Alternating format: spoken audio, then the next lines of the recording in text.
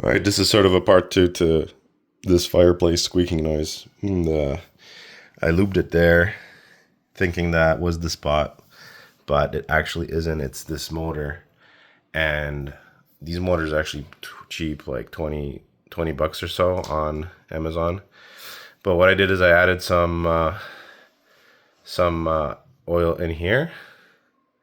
I think it was just on this bearing where it was making the noise and it stopped. So we'll see if it works, but it's easy to get in here, so I can always cut the cables here. I don't know if I can get to them easily. I'll see what they plug into at the other side. But yeah, that's what's making the noise. It's not the actual piece here that's rotating against. These are fine. Rotates just fine.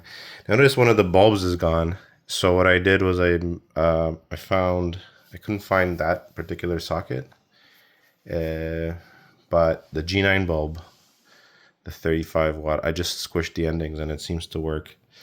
So I will be putting that in, and to get to the glass, I needed to take this panel off. It attaches with one screw right there, and it just slides into these rails on both sides, as you can see. And these bulbs are easy to put in. They just go into these holes. See if you can get some focus. So they go in like that, and then this goes over top of them, like so.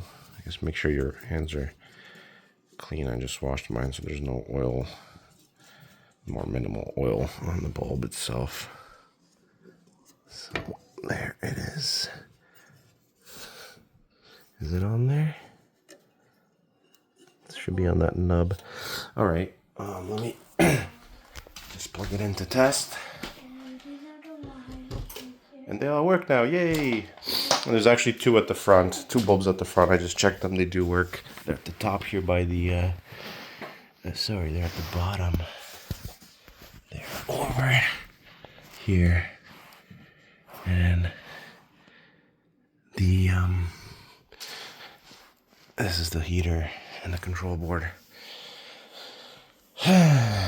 Probably nobody has this sort of fireplace, but to get to the front panel, to remove this front panel, I removed too many things, but essentially what you have to do is remove these sides. There's 4 bolts or screws on each side. They come off.